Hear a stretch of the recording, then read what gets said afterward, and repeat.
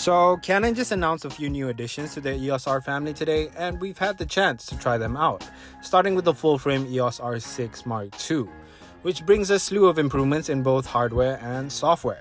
Design-wise, it largely maintains the same look and feel as the previous Mark I, with slight changes such as a dedicated switch for photo and video mode, and an extra new mode for their auto hybrid shooting, which we'll get into later.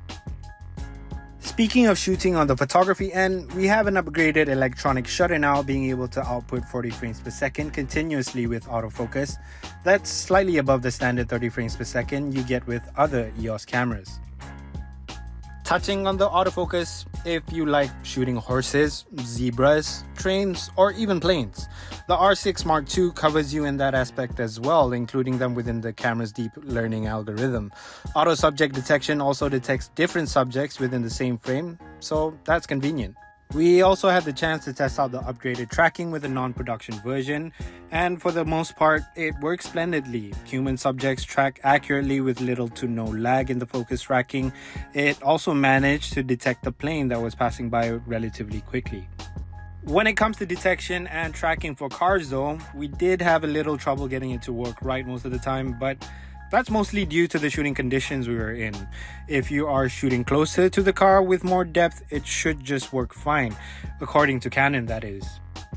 The R6 Mark II houses a 24.2 megapixel full-frame sensor and can shoot at an ISO of up to 102,400. It also introduces a new hybrid shooting mode which captures a photo along with a few seconds of pre-video recording. Pretty neat. For you videographers out there, the R6 Mark II now supports 6K 60 RAW recording with external devices like the Atomos Ninja, C-Log 3, and high frame rates of 180 frames per second recording at full HD.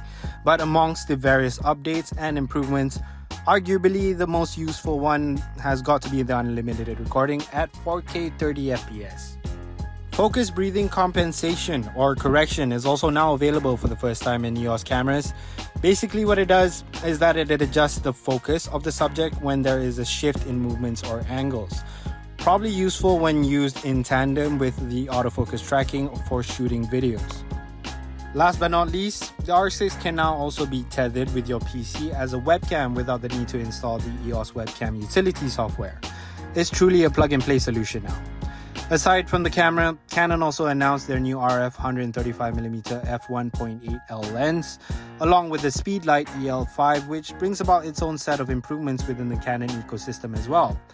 Our impressions, based on the small display on the R6, are that it looks good with deep bokeh and all. Generally, all-around improvements from the R6 Mark I. Nothing groundbreaking per se, but still improvements nonetheless.